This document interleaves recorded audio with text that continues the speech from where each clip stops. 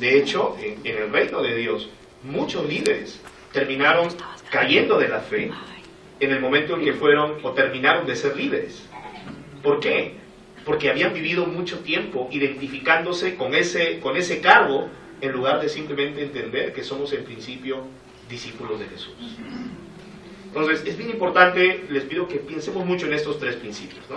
Primero que nada, un líder necesita ser un discípulo, tener la motivación clara y entender que un discípulo es lo que es y que el liderazgo es simplemente un rol. Un rol que, por lo menos en mi entender, puedes tenerlo hoy y mañana no. ¿Cierto? Que eso depende completamente de Dios, ¿no? ¿Qué más? Aquí tenemos una escritura. Pablo hablando justamente de eso. Dice: pero todo esto que antes valía mucho para mí, ahora a causa de Cristo lo tengo por algo sin valor. Aún más, a nada le concedo valor si lo comparo con el bien supremo de conocer a Cristo Jesús, mi Señor. Por causa de Cristo lo he perdido todo, y todo lo considero basura a cambio de ganarlo a Él, y encontrarme unido a Él, no con una justicia propia adquirida por medio de la ley, sino con la justicia que se adquiere por la fe en Cristo, la que da Dios con base en la fe. Lo que quiero es conocer a Cristo, sentir en mí el poder de su resurrección y la solidaridad en sus sufrimientos. Haciéndome semejante a Él en su muerte, espero llegar a la resurrección de los muertos. Fíjense, esa es la reflexión de Pablo, que todos sabemos fue un apóstol, ¿no? Bastante poderoso, ¿no? Justamente vimos la semana pasada en la reunión de familia un estudio sobre los viajes misioneros de Pablo, y no sé si te acuerdas cuántas iglesias Pablo plantó, ¿no? Y todo el trabajo que él hizo. Entonces, no cabe duda que si vamos a la Biblia, probablemente Pablo sea el líder más influyente que vemos en las Escrituras, ¿cierto?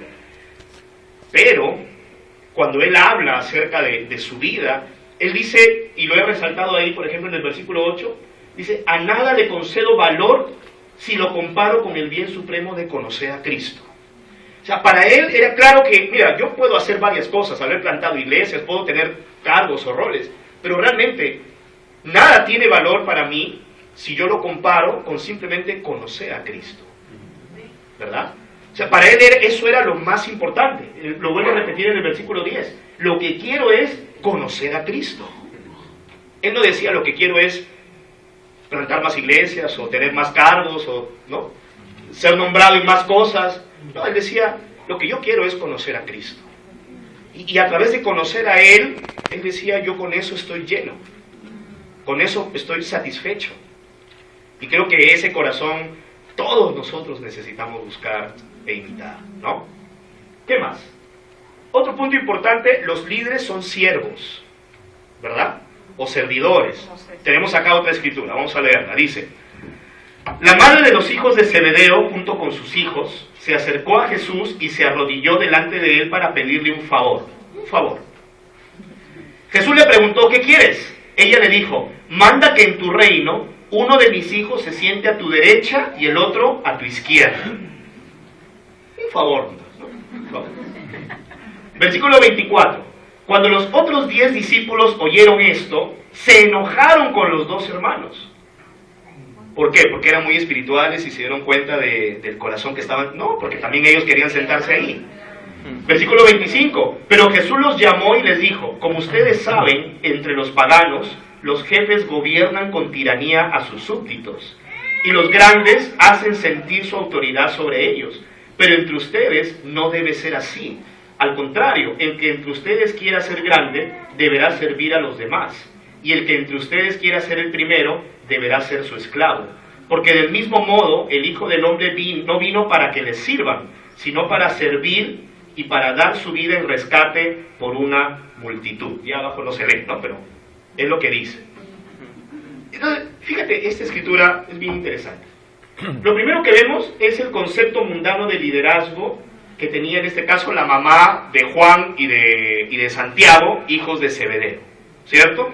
Tenía un concepto mundano acerca del liderazgo. Para ella el liderazgo tenía que ver con posición y con reconocimiento, ¿cierto?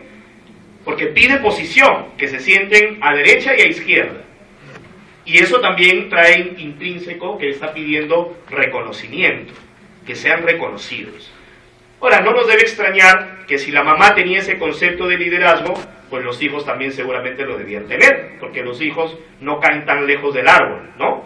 O sea, para bien o para mal, te guste o no te guste, siempre vas a tener la tendencia de parecerte bastante a tus papás. Entonces los hijos de Zebedeo y de esta mujer también tenían un concepto pues mundano acerca del liderazgo.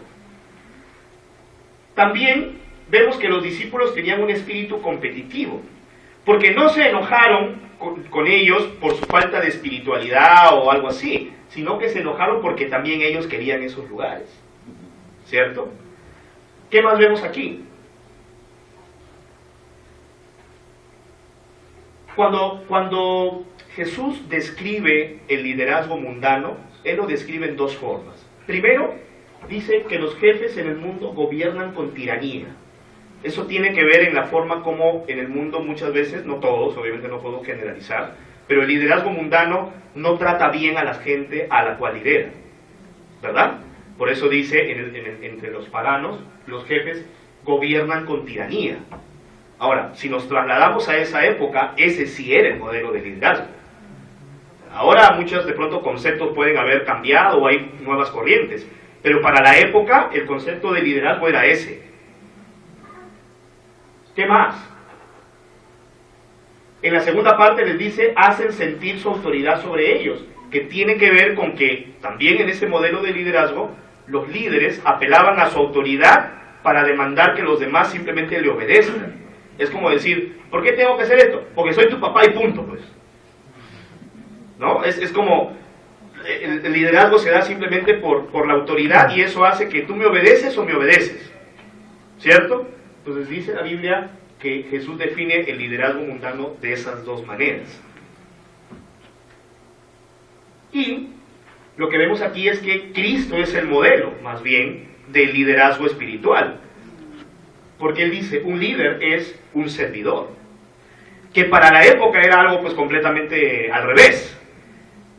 Pero entendemos que lo que Cristo nos está queriendo decir aquí es que en la iglesia ese es el modelo que nosotros necesitamos seguir. Y es el modelo que nosotros necesitamos vivir. El modelo de líder que es, dice Jesús, el que sirve. ¿Qué más podemos ver acerca del liderazgo? Otro punto importante es que el liderazgo es un don. Ahora, aquí quiero aclarar algo importante.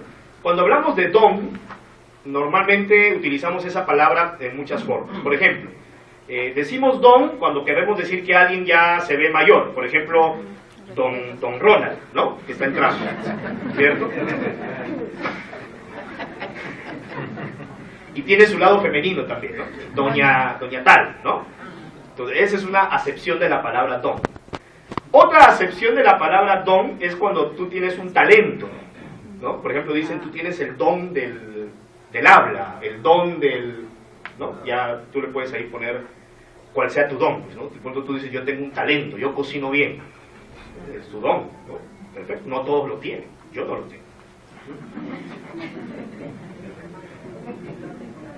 ¿Ah? Yo tengo el don de comer, exactamente. Ese es mi talento. Pero hay otra acepción de la palabra don que se ajusta muchísimo más a lo que hablamos acerca del liderazgo, que es un regalo, ¿no? Por ejemplo, cuando la Biblia dice que el don de Dios es la salvación en Cristo, está queriendo decir que es un regalo de Dios. Porque no es tu talento que Cristo haya muerto por ti, ¿no? Es un regalo que Él nos ha dado. Entonces, cuando hablamos de los dones, más que verlos como talentos, que puede generar una corriente más de orgullo, ¿no? Cuando yo digo, este es mi talento, deberíamos verlo más bien como regalos que Dios nos ha dado. Porque realmente nadie podría pararse y enorgullecerse de un regalo, ¿cierto? O sea, imagínate que un día alguien llega aquí con su reloj, un relojazo así, ¿no? Te da la hora de los 40 países, ¿cierto? Tienes la temperatura, tienes el clima de todo el país. Si lo abres, adentro puedes guardar tu gaseosa, tu agua, todo, ¿no? Imagínate. Y tú llegas con tu relojazo, ¿no? Pero fue un regalo. ¿Qué puedes decir? O sea, no puedes decir, yo me lo compré porque yo trabajo, yo gano mucho. No, te lo regalaron. Y un regalo es algo que uno simplemente acepta y agradece. Por más grande que sea el regalo. Si tú no te lo has ganado, o tú no lo has logrado por ti mismo, no hay nada de qué enorgullecerse. Ahora bien, la Biblia dice que Dios nos ha dado todo, por lo tanto, no hay nada de qué enorgullecernos. Porque todo lo que tenemos y lo que somos es porque Dios nos los ha dado. Y si Él te lo ha dado, dice la Biblia, ¿por qué te enorgulleces como si tú lo hubieras logrado por ti mismo? Eso no tiene sentido. Entonces, los dones son un regalo que Dios da. Si tú cantas, es porque Dios te dio ese regalo. Si tú eres bueno animando, es porque Dios te dio ese regalo. Si tú tienes el don de liderazgo, es porque Dios te dio ese regalo. ¿Se dan cuenta? No es porque yo lo logré por mí mismo. Ahora bien, hay algunos dones de Dios que se desarrollan más naturalmente, como por decirlo, los puedes tener incluso desde antes de haber sido discípulo. Y hay otros que se desarrollan más o brotan más cuando ya te conviertes en un discípulo. El liderazgo es un regalo de Dios. Ahora bien, imagínate que yo te doy, o tú es tu cumpleaños, y alguien te da un regalo, y otra persona te da un regalo diferente, y otro te da un regalo diferente. La pregunta es, ¿cuál de los regalos es más importante? ¿Qué piensan? Todos son importantes, ¿no? Tú no puedes decir, este regalo es más importante que este. No, porque un regalo es un regalo. De la misma manera, los dones, todos son iguales. No es que el don de liderazgo es más importante que el don de visitar a los enfermos, o que el don de animar, o que el don de administrar. Todos los dones son iguales. Entonces, ahí debemos tener más cuidado para no exaltar a un don por encima de otro, ¿cierto? O sea, no exaltar un regalo de Dios por encima de otro regalo de Dios. Ahora, ¿cómo ves eso más claramente? Cuando tú piensas en qué es aquel don, cuando pronto tú tienes un don, pero tú dices, pero a mí me gustaría tener ese. Porque se ve más. Porque hay algunos dones que son más visibles y otros dones que son tal vez menos visibles. El problema viene cuando tú quieres los visibles, ¿cierto? Pero en realidad, por lo menos de algo que sí es claro, yo veo que los regalos invisibles, en cierta manera, o no tan evidentes, en el fondo probablemente sean más profundos y lleguen más a la espiritualidad que aquellos que son visibles, ¿no? Pero bueno, es un tema, igual todos los dones son iguales. Pero ¿qué más vemos acerca del don del liderazgo? Bueno, es un don. Romanos 12:8 habla de eso, ¿no? El que tenga el don de dirigir, que lo haga con esmero, dice Pablo, ¿cierto? Que por cierto es una escritura donde te dice, si tú tienes un don, tienes que usarlo. Si no lo usas, ahí andas mal. O sea, si Dios te ha dado un don, es para que lo utilices, ¿cierto? Si yo te he dado una bicicleta, es para que manejes. Si no vas a manejar, devuélvela. Tiene sentido. De la misma manera, si Dios te ha dado un don, es para que lo pongas al servicio de Él, no para que te lo quedes y no lo hagas. Un don no puede producir orgullo, lo acabamos de hablar hace un momento. Un don honra al grupo porque los dones son para los demás, eso es importante. Si Dios te da un don, no es solamente para que lo explotes para tu propio beneficio, sino para que lo pongas al servicio de Él, en este caso, de la iglesia. Por ejemplo, si Dios te da el don de hablar en público, entonces eso tienes que ponerlo al servicio de la iglesia. Si Dios te da el don de visitar a los enfermos, visita a los enfermos, porque para eso te lo ha dado Él. Si Dios te da el don, y ahí tú puedes llenar el espacio, pero el punto aquí es que Dios nos da los dones no para que se nos queden, sino para que los pongamos al servicio del cuerpo. Y lo último, lo que les dije, el don de liderazgo no está por encima de otros. ¿Ok? ¿Qué más? Lo que les acabo de decir, un don de Dios es un regalo, por lo tanto no hay de qué enorgullecerse. Un don tiene múltiples propósitos, eso también es cierto. ¿Por qué? Porque, por ejemplo, el hecho de que hay cosas en las Escrituras que la Biblia menciona como dones y también lo menciona como mandatos. Por ejemplo, hay personas que tienen el don del evangelismo.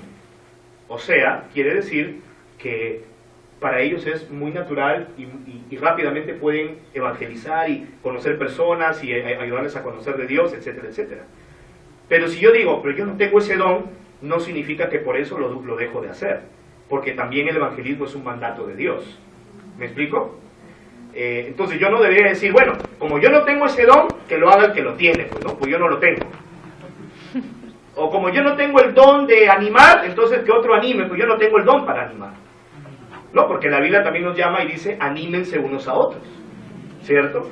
Entonces, ¿qué puede hacer la persona que tiene el don de animar? Nos sirve como modelo para aquellos que de pronto no lo tenemos. Y nos sirve como modelo a seguir porque podemos imitarlo, podemos seguir sus pasos para cumplir el mandato de Dios de animarnos unos a otros. ¿Me explico? Entonces, Dios da dones también con múltiples propósitos, para que se cumpla algo a través de ese don, pero también puede servir de modelo para los demás creyentes, ¿no? Y de pronto tú aquí puedes mirar en la iglesia y decir, e identificar hermanos o hermanas que tienen ciertos dones que tal vez tú no, pero a través de su ejemplo, tú puedes imitarlo y crecer para igual seguir la palabra de Dios. ¿Qué más? El liderazgo es un don que debe disfrutarse. Creo que eso es bien importante. Cuando hablamos de, aquí ya específicamente, si Dios te ha dado el don de liderar, disfruta hacerlo. O sea, tampoco es algo a lo que hay que tenerle miedo, ¿cierto? Si Dios te lo ha dado, hazlo con esmero y siéntete contento de poder hacerlo. Debes sentirte lleno de poder hacerlo. Para mí personalmente, por ejemplo, el poder predicar cada semana, a mí es algo que no solamente yo me siento que es algo que debo hacer, pero yo siento que es algo que disfruto hacer. O sea, me gusta hacerlo, ¿no? Cuando estoy aquí al frente, me gusta hacerlo. Y le doy gracias a Dios que me ha dado ese regalo. Yo siento que es un regalo que Él me dio. Y bueno, le doy gracias a Dios por eso. Pero necesitamos disfrutar los regalos que Dios nos da. No sentirnos ni cohibidos de ejercitarlos, ni tampoco arrogantes de ejercitarlos, ¿no? Los dos extremos siempre son malos, ¿cierto? ¿Qué más? Ahora, aquí hay un tema interesante, ¿no? El liderazgo también trae consigo autoridad. Y esa palabra es una palabra que muchas veces no nos gusta. La autoridad, ¿cierto? Especialmente en los últimos tiempos, las últimas generaciones, han desarrollado cada vez más una resistencia a la autoridad, ¿verdad? Y aún el mundo en general ha colaborado para que el concepto de autoridad se vea disminuido, ¿cierto? Por ejemplo, de pronto muchos padres ya hasta tienen miedo de ser o ejercer autoridad con sus hijos. Tienen miedo de disciplinarlos, tienen miedo de confrontarlos o de no darles lo que quieren. En las empresas, por ejemplo, ¿no? Cada vez más, no pasa en todos sitios obviamente, pero con el tiempo, la autoridad de los jefes o los gerentes, etcétera, etcétera, con el tiempo se va convirtiendo en algo más bien como que, bueno, tengo que saber cómo llegar a ti y cómo lograr convencerte para que puedas seguir lo que estamos tratando de seguir, cuando mucho tiempo atrás la autoridad era simplemente, bueno, este es tu trabajo y tienes que hacerlo porque es tu trabajo, ¿cierto? Entonces, no estoy diciendo con esto que hay que ser autoritarios, pero lo que sí digo es que la autoridad es importante. Cuando nosotros no respetamos o no reconocemos la autoridad, entonces generamos caos.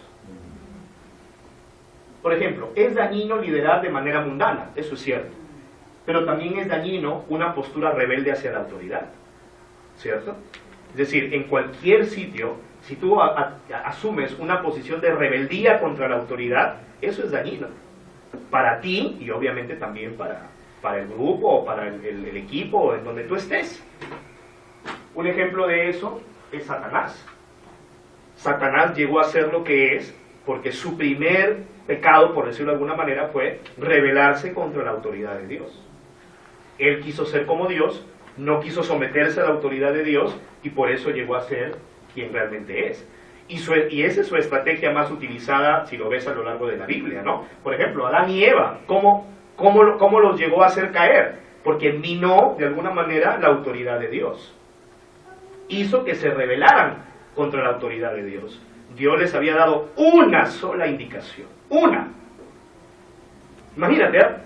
En la Biblia, ¿cuántos mandatos vemos? Bastantes, ¿no? ¿Y es fácil o difícil? Es difícil, ¿no? Realmente. Ahora, imagínate que dijimos, ya, olvidémonos, solamente tienes un solo mandato. Uno nada más. No comas de ese árbol y ya.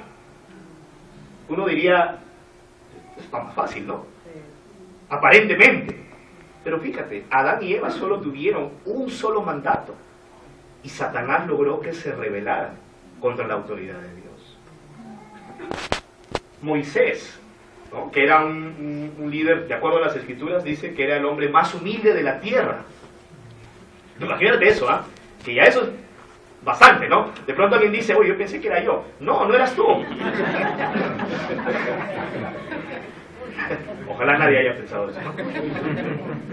La Biblia dice Moisés, pero su hermana y su hermano, o sea, Miriam y Aarón, en un momento se rebelaron contra su autoridad. Murmuraron entre sí y dijeron, oye, pero ¿por qué tenemos que seguirlo si Dios también nos ha hablado a nosotros? Y como consecuencia de eso, Miriam quedó enferma de lepra. Porque Dios lo hizo porque se rebeló contra la autoridad de Moisés. Los fariseos, es interesante, los fariseos veían a Jesús haciendo el bien, curando enfermos, predicando, enseñando. ¿Y cuál era su reacción? ¿Cuál era su pregunta más repetida? ¿Con qué autoridad haces esto? ¿Y con qué autoridad haces esta cosa? ¿Y con qué autoridad? O sea, lo mismo, ¿no? El tema del problema de la autoridad. Los corintios. ¿Cuál era el problema de los corintios? Igual, su rebelión contra la autoridad de Pablo. Cuando no estaba Pablo, hablaban de él, ¿no? Que no sabe hablar, que es un no sé qué, que su apariencia no asusta a nadie. Y rebelión contra la autoridad. Entonces, vemos claramente cómo Dios da autoridad. Y no es bueno, yo creo que eso siempre hay que ver los dos lados, ¿no? O sea, por un lado, cuando hablamos de liderazgo, casi siempre nos queremos enfocar en, no está bien que el liderazgo sea autoritario, sí, es verdad, pero tampoco es saludable que haya rebelión contra el liderazgo, porque Dios le dio autoridad, ¿cierto? Y si nosotros caemos en eso, entonces estamos de alguna forma como imitando aquel primer pecado de Satanás, por el cual terminó siendo quien es. Entonces, para mí es algo para meditar y en general, porque no solamente hablamos de la autoridad en la iglesia, pero la autoridad en general, ¿no? O sea, ¿cuántas veces la autoridad, aún la autoridad que Dios ha colocado, las autoridades humanas, y nosotros nos atrevemos a hablar mal de ellos, ¿cierto? O a criticar lo que hacen de manera destructiva. Y hay que tener más cuidado con eso. Puedo no estar de acuerdo, pero es la autoridad que Dios ha puesto. Y yo no me puedo rebelar contra la autoridad que Dios haya puesto. Aquí hay caos, ¿no? ¿Por qué hay caos? Porque no hay autoridad, ¿no? Sin autoridad, la nación de Dios sufrió grandemente. En Jueces 21-25 lo puedes ver claramente. Dice que en ese tiempo no había autoridad, entonces todo el mundo hacía lo que le daba la gana. Imagínate. Moisés no pudo liderar la nación sin el apoyo de muchos otros líderes que también puedan ejercer autoridad. Por eso él nombró líderes de grupos, ¿no? De 10, de 20, de 1000, etcétera, etcétera. Porque él se daba cuenta, ¿cómo voy a poder ejercer autoridad con tanta gente? Entonces tuvo que tener otros líderes, quienes a su vez también podían ejercer autoridad. Y bueno, Dios puso liderazgo en la iglesia a fin de llevarla a la madurez y también a la productividad, ¿no? Ese es el objetivo. Esa es la razón por la cual Dios estableció, ya hablando específicamente de la iglesia, un liderazgo. ¿Qué más? Seguimos. Hebreos 13:17 dice: obedezcan a sus dirigentes y sométanse a ellos, porque ellos cuidan sin descanso de ustedes, sabiendo que tienen que rendir cuentas a Dios. Procuren hacerles el trabajo agradable y no penoso, pues lo contrario no sería de ningún provecho para ustedes, ¿no? Fíjense, una escritura. Ahora, yo te voy a compartir algo de corazón. ¿Sabes? Para mí mismo, siendo líder en la iglesia, es difícil enseñar esto, ¿no? O sea, porque obviamente siempre corro el riesgo de pensar que lo enseño por mi, digamos, no sé, por mi conveniencia. Pero me doy cuenta que Dios espera que enseñemos esto. Que Dios espera que como iglesia todos entendamos esto. Por lo que les dije al inicio de la clase, el liderazgo es un rol, que uno lo puede tener hoy y mañana no. y que la Biblia nos llama a hacer esto con cualquier hombre o mujer o cualquier persona que Él coloque en roles de liderazgo dentro de la iglesia. Entonces eso es bien importante. La Biblia dice obedezcan, y sí habla de la palabra obediencia. Muchos pensamos, ok, yo obedezco, pero siempre y cuando me lo muestren en la Biblia. Pero en realidad hay muchas cosas que en la Biblia no se detallan. Y si tenemos esa postura, vamos a sufrir grandemente como iglesia.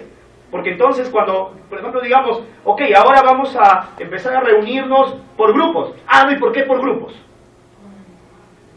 Pues la Biblia no dice que hay que reunirnos por grupos, pero sí dice que obedezcas a sus dirigentes. Entonces necesito tener una actitud humilde y confiar.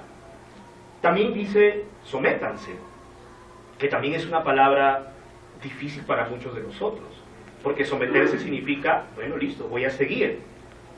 La palabra misma sometimiento implica que tal vez no estés de acuerdo, ¿cierto? Por eso se llama sumisión. Entonces, aunque yo no esté de acuerdo, y siempre y cuando no esté violando las Escrituras, la Biblia me llama a someterme y seguir. Es una enseñanza fuerte, pero es lo que Dios dice.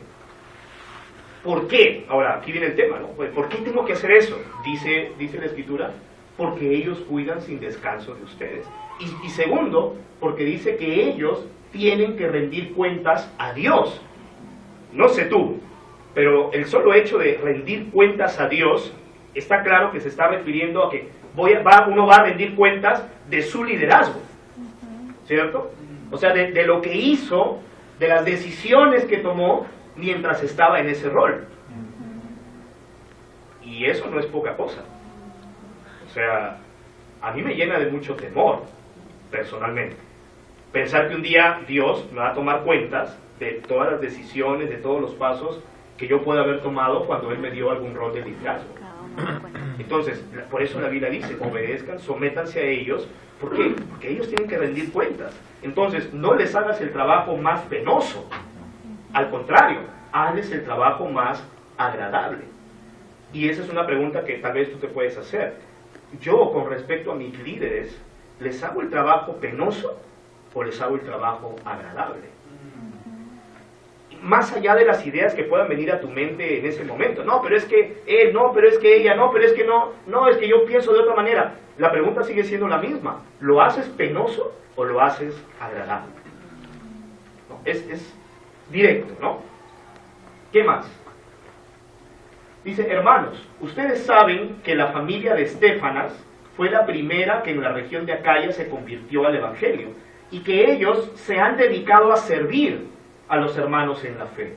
Quiero que ustedes, a su vez, se sometan a personas como ellos y a todos los que ayudan y trabajan en esta labor. Interesante esta escritura. No solamente nos habla de someterte a la persona que lidera todo, pero dice, también debemos someternos, por ejemplo, a quienes se dedican a servir en cualquier área, ¿cierto? Y a aquellos que trabajan y ayudan en esas labores. Y eso es bastante más amplio. Por ejemplo, yo digo, bueno, yo tengo mis hijas, y hay un programa de niños, y hay hermanos que en cierto momento están a cargo de ese programa de niños. La Biblia dice que como ellos están sirviendo y ayudando en esa labor, yo me tengo que someter a lo que ellos me digan en la labor que ellos están cumpliendo. Entonces, si yo llego con mi hijo y ellos me dicen, a esta hora no puede entrar porque ya se cerró y el siguiente grupo se abre a tal hora, entonces yo debo someterme, ¿cierto? No debo quedarme, no, pero ¿y por qué? Y tocar la puerta para que me abran, para meter a mi hijo, porque yo... O sea, no me estoy sometiendo a aquellos hermanos que están cumpliendo esa labor. Y en general hay muchas otras áreas en la iglesia donde la Biblia nos llama a someternos a aquellos que ayudan y trabajan en diferentes labores. Tenemos grupos pequeños y cada grupo pequeño tiene una persona a cargo. Le puedes llamar coordinador, lo que tú quieras, pero es el que está a cargo. La Biblia dice, sométanse a aquellos que están a cargo, porque están sirviendo ahí. Entonces, a mí me parece que se amplía más el panorama, ¿no? Otro punto, los líderes son edificadores. Dice, y él mismo concedió a unos ser apóstoles y a otros profetas, a otros anunciar el evangelio y a otros ser pastores y maestros, Así preparó a los del pueblo santo para un trabajo de servicio, para la edificación del cuerpo de Cristo, hasta que todos lleguemos a estar unidos por la fe y el conocimiento del Hijo de Dios y alcancemos la edad adulta, que corresponde a la plena madurez de Cristo. Ya no seremos como niños, que cambian fácilmente de parecer y que son arrastrados por el viento de cualquier nueva enseñanza hasta dejarse engañar por gente astuta que anda por caminos equivocados. Más bien, profesando la verdad en el amor, debemos crecer en todo hacia Cristo, que es la cabeza del cuerpo. Y por Cristo, el cuerpo entero se ajusta y se liga bien mediante la unión entre sí de cada una de sus partes. Y cuando cada parte funciona bien, todo va creciendo y edificándose en amor. Varios puntos en esta escritura. Vamos a verlos brevemente. No existe un solo tipo de líderes, ¿verdad? Eso está claro. Para lograr lo que Dios quiere que se logre algo a través de los líderes, pero no hay un solo tipo de líderes. Vemos aquí que Él concedió a unos ser apóstoles, a otros profetas, a otros evangelistas, a otros pastores, a otros maestros. Hay diferentes, entonces, roles. Vemos también que los líderes deben entrenar a otros para servir en vez de simplemente servirles. Bien interesante eso, ¿no? Porque dice que preparó a los del pueblo santo para un trabajo de servicio. Entonces, por ejemplo, si tú piensas, a ver, el líder es el que debe servir, entonces yo estoy aquí, entonces mi líder me tiene que servir. Podemos pensar así, ¿no? Oye, ¿por qué no viene si Él está para servirnos? Pero la Biblia dice que el servicio que hacen los líderes es capacitar a la iglesia, o sea, a cada uno, para que sirvan. ¿No? Es interesante eso. No dice simplemente te van a servir. Lo que dice es, su servicio va a consistir en ayudarte a ti a que todos, cada uno, seamos siervos. Y al convertirnos cada uno en siervos, entonces edificamos la iglesia de una manera más poderosa, ¿no te parece? ¿No crees que 100 y tantas personas sirviendo es más poderoso que 1, 2, 3 o 4 sirviendo a todos? Tiene sentido. ¿Cuál es la meta? ¿Hasta cuándo? Hasta que todos lleguemos a estar unidos por la fe. También hasta que estemos unidos en el conocimiento del Hijo de Dios. Y hasta que alcancemos la edad adulta, es decir, la madurez de Cristo. ¿No? Esa es la meta del liderazgo, si te das cuenta. La unidad en la fe, que conozcamos al Hijo de Dios y que lleguemos a la madurez. ¿Cuáles son los resultados? Dice, los resultados, ya no seremos como niños, que cambian fácilmente de parecer, arrastrados por diferentes enseñanzas. No, ya cuando podemos madurar, entonces ya tendremos todos convicción firme y no estaremos de aquí para allá y confundiéndonos con las cosas que escuchamos o que nos dicen. Porque la persona que llega a la madurez, entonces ya puede entender y ya puede permanecer firme. ¿Y qué dice además abajo? Que cuando cada parte funciona bien, todo el cuerpo crece y se edifica en amor. Es decir, si eso se logra, habrá crecimiento y habrá edificación. ¿No? Bien interesante este pasaje. ¿Qué más? Ahora, ¿cuáles son los roles de liderazgo? ¿No? Porque si dice ahí de que no hay solamente un solo tipo de liderazgo, ¿cuántos hay? El primero de ellos son los ancianos. ¿Ok? Cuando hablamos de los ancianos, lo primero que nos podemos preguntar es ¿quiénes son? Aquí, por ejemplo, tenemos una escritura. Se dice, y es verdad, que si alguno desea ser obispo, a noble función aspira. Ahora, tú puedes, obispo, ¿a qué te suena? Aparte de avispa. Sí, ¿verdad? Muchas personas ven o leen obispo y piensan en la Iglesia Católica que tiene obispos. Pero en realidad, en la Biblia, la palabra obispo se refiere al anciano en la iglesia, ¿no? ¿Qué términos se utilizan aparte de obispo? Se utiliza la palabra presbúteros, por ejemplo, que básicamente quiere decir persona mayor. O sea, quiere decir que lo ideal es que los ancianos en la iglesia sean personas que no sean jóvenes, ¿cierto? Y aquí entra una pregunta, bueno, ¿quién es joven?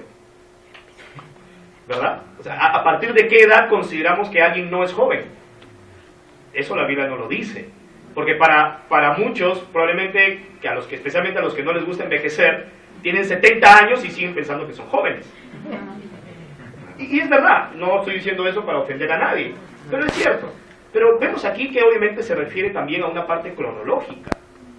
Qué es joven y qué no es joven. Es muy subjetivo eso en realidad, ¿no? Cuando yo estoy reunido con grupos de adolescentes, ellos dicen que no soy joven. Pero yo creo que soy joven todavía. Tengo recién 33 años, ¿no? Entonces, lo que vemos en la Biblia es que un punto que podría servirnos de referencia es que cuando Pablo habla con Timoteo le dice, evita que te desprecien por ser joven.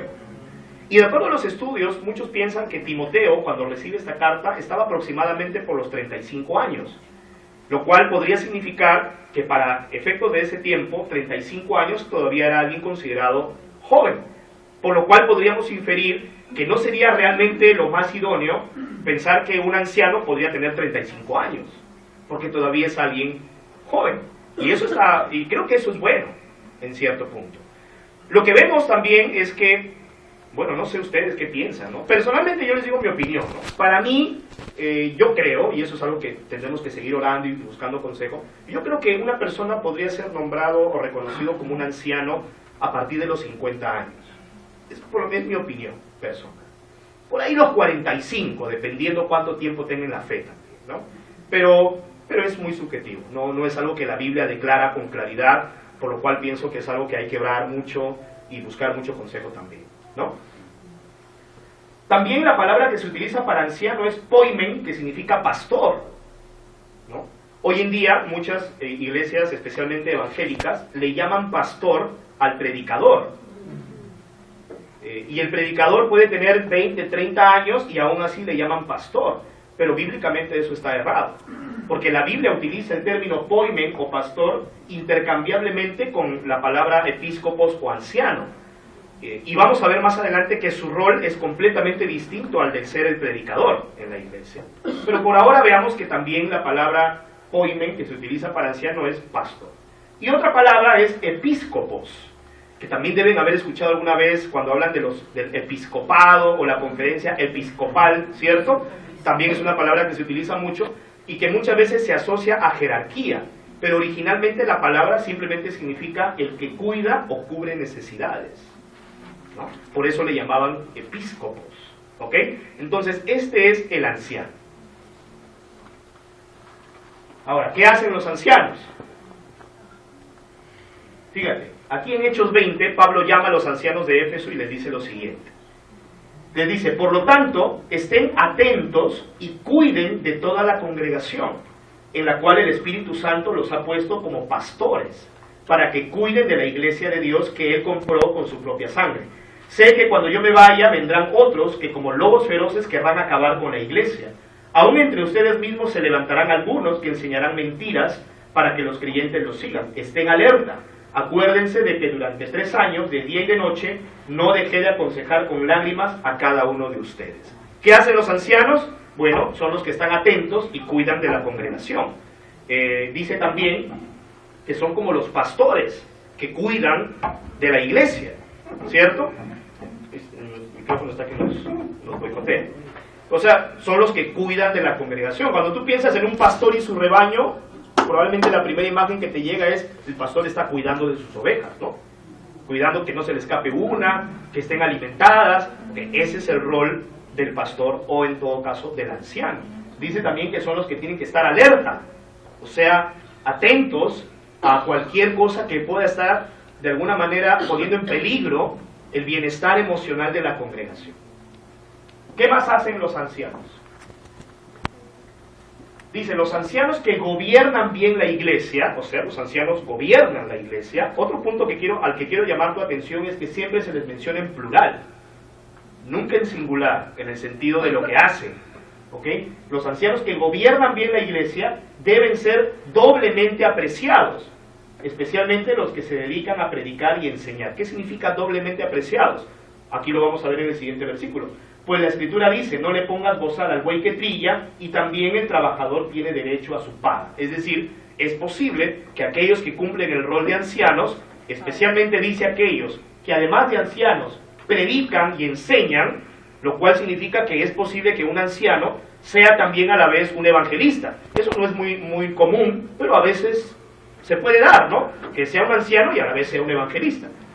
Aquellos que cumplen esos roles pueden ser sostenidos también por la iglesia. Versículo 19. No hagas caso de acusaciones contra un anciano si no están apoyadas por 2 o 3 testigos.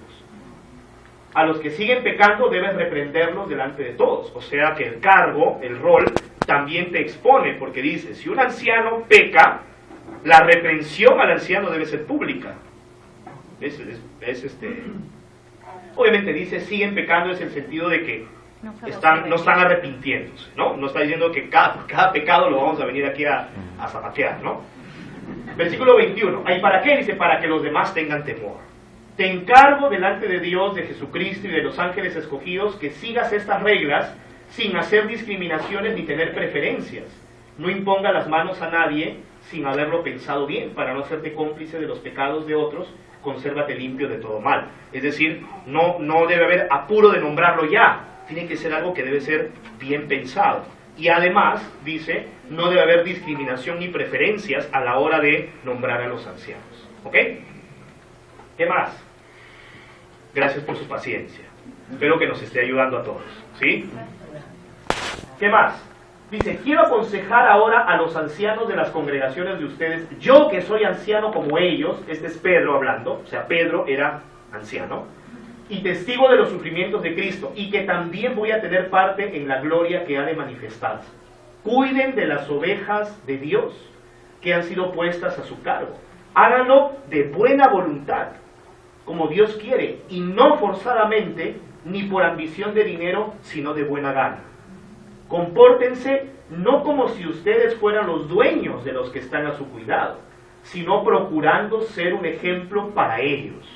Así, cuando aparezca el pastor principal, ustedes recibirán la corona de la gloria, una corona que jamás se marchitará, ¿no? Ahí también vemos mucho más acerca más bien de la motivación, ¿no? Dice, no debe ser una motivación por dinero, ni un comportamiento como si yo fuera el dueño de la gente.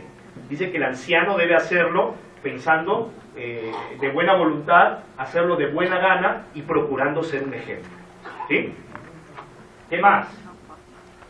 ¿Cómo deben ser los ancianos? Aquí viene una parte, obviamente, si este es el rol que van a cumplir, la Biblia entonces nos dice cómo deben ser, o sea, cuáles son aquellas características que deberíamos ver en alguien para que pueda ser reconocido como anciano. Se dice, y es verdad, que si alguno desea ser obispo, o anciano, o pastor, o lo que le llames ahí, a noble función aspira. Así que el obispo debe ser intachable, esposo de una sola mujer, o sea, no sería un soltero, por ejemplo, anciano. Moderado, sensato, respetable, hospitalario, capaz de enseñar. No debe ser borracho, ni pendenciero, ni amigo del dinero, sino amable y apacible. Debe gobernar bien su casa y hacer que sus hijos le obedezcan con el debido respeto. Porque el que no sabe gobernar su propia familia, ¿cómo podrá cuidar de la iglesia de Dios? No debe ser un recién convertido, no sea que se vuelva presuntuoso y caiga en la misma condenación en que cayó el diablo. Se requiere además que hablen bien de él los que no pertenecen a la iglesia, para que no caiga en descrédito y en la trampa del diablo. ¡Wow! O sea, es alguien con altas características espirituales, ¿no? Con el tiempo nosotros hemos llegado a reducir el tema de anciano y solamente pensamos, ¿sus hijos son discípulos? Y lo que vemos aquí es, caray, son muchas cosas de carácter, ¿no? Que hablen bien los que no son de la iglesia, imagínate. ¿Qué más? Tito dice, te dejé en Creta para que pusieras en orden lo que quedaba por hacer, y en cada pueblo nombraras ancianos de la iglesia, de acuerdo con las instrucciones que te di. El anciano debe ser intachable, esposo de una sola mujer. Sus hijos deben ser creyentes, libres de sospecha de libertinaje o de desobediencia. El obispo tiene a su cargo la obra de Dios y por lo tanto debe ser intachable, no arrogante, ni iracundo, ni borracho, ni violento, ni codicioso de ganancias malavidas. Al contrario, debe ser hospitalario, amigo del bien, sensato, justo, santo y disciplinado. Debe apegarse a la palabra fiel, según la enseñanza que recibió, de modo que también pueda exhortar a otros con la sana doctrina y refutar a los que... ¿Me ayudan? Porque ahí sí no veo. A los que se opongan, ¿no? Entonces son altas características que se esperan de alguien para ser un anciano. Ahora, no sé tú, pero lo primero que yo vengo es, ya fui, ¿no? Claro, tú te ves y dices, no. Pero no, obviamente la Biblia no dice, pues alguien tiene que tener 10 en todo, ¿no? O sea, también tenemos que entender que vamos a ver cosas en las que, ¿ven? Estas cosas se dan en la persona. Tal vez no tiene que ser el hombre, digamos, si se refiere a santo, y tú puedes decir, no, entonces no tiene que pecar. No, no existe alguien así. Nunca tendríamos ancianos si pensáramos en alguien así, ¿ok? Pero sí estas escrituras son importantes para ver qué necesitamos ver en alguien que de pronto quiera prepararse para ser un anciano. Tal vez tú quieres serlo, porque la Biblia dice, si alguien aspira a serlo, está aspirando a algo noble. Y tal vez tú dices, a mí me gustaría un día ser un anciano en la iglesia. A Dios le agrada que uno tenga ese deseo. Pero también entonces Él te pone el estándar. Entonces tú puedes trabajar para vivir eso. No por el rol, por el cargo, sino en principio por tu propia vida. Pero también si tú quieres servir a Dios, ¿no? ¿Qué más? Otro rol, los evangelistas, ¿no? Es otro rol de liderazgo en la iglesia. ¿Quiénes son? 2 de Timoteo 4:5. Predica la palabra, insiste a tiempo y fuera de tiempo, amonesta, reprende, exhorta con mucha paciencia e instrucción, porque vendrá tiempo cuando no soportarán la sana doctrina. Pero tú, sé sobrio en todas las cosas, sufre penalidades, haz el trabajo de un evangelista, cumple tu ministerio, ¿no? Entonces aquí tenemos de alguna manera el rol también del evangelista. Timoteo y Tito eran evangelistas, ¿no? Eso está súper claro cuando tú lees ambas cartas. Pablo les escribe a ellos como evangelistas, por lo tanto sus cartas nos dicen mucho de la labor que cumple un evangelista. Y aquí vamos a ver rápidamente algunas escrituras. ¿Qué hacen? Como ya te rogué al irme a la región de Macedonia, quédate en Éfeso para ordenar a ciertas personas que no enseñen ideas falsas. ¿Qué más? Timoteo, hijo mío, te doy este encargo para que pelees la buena batalla con fe y buena conciencia, ¿no? Conforme a las palabras proféticas pronunciadas anteriormente sobre ti. Algunos, por no haber hecho caso a su conciencia, han fracasado en su fe.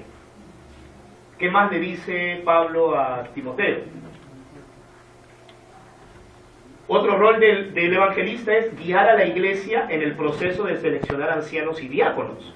Estas escrituras que vimos acerca de los ancianos son una carta que Pablo le escribe a Timoteo y la otra se le escribe a Tito.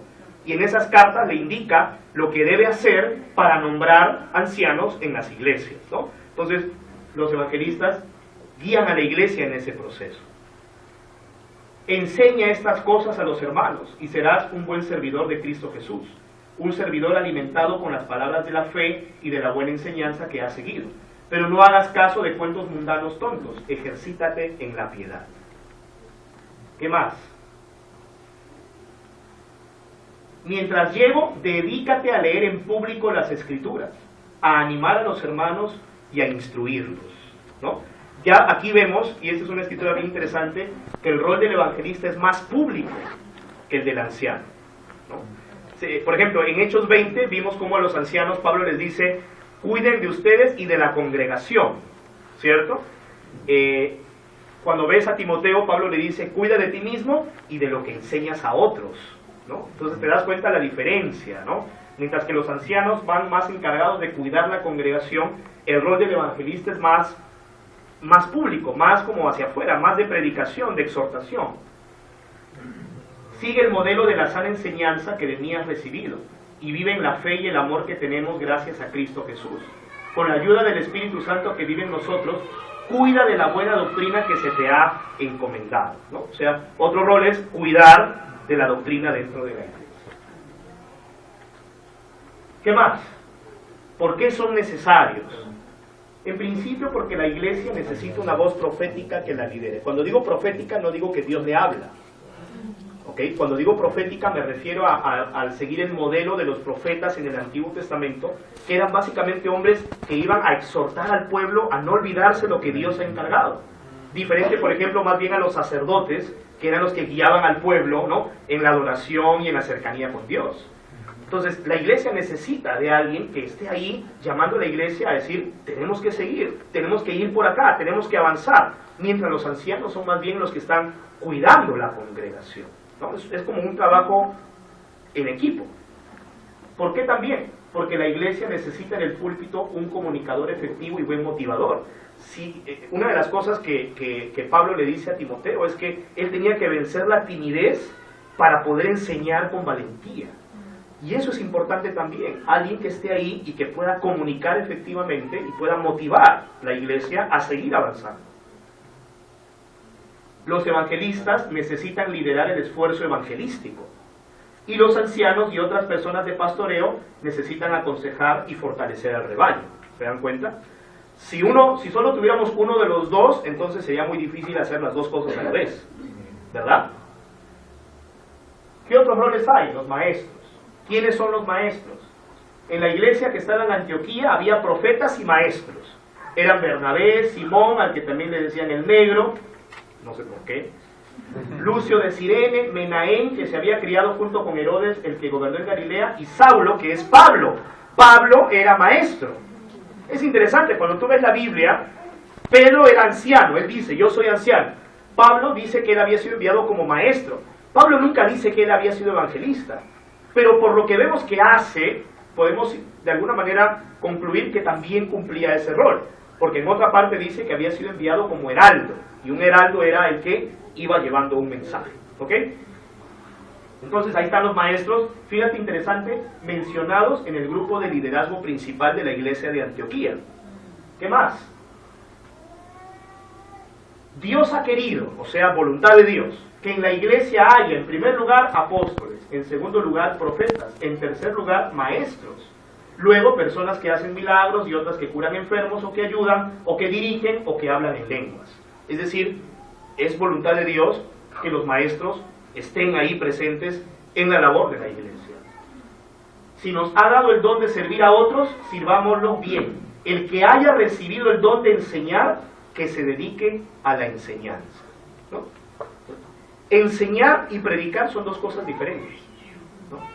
Predicar es básicamente dar un mensaje de lo que Dios espera y hacia allá tenemos que ir. Enseñar, eso yo lo veo como algo más distinto, de pronto es algo más como doctrinal, ¿cierto? Y tú te puedes dar cuenta de que hay personas que pueden estar aquí al frente y tú te das cuenta están enseñando, mientras que otros están predicando, ¿cierto? Listo. Para despertarnos vamos a ponernos de pie. Como digo, les agradezco su paciencia, pero luego van a entender por qué esto es importante, ¿sí? Listo. Ahora vamos a alzar los brazos arriba.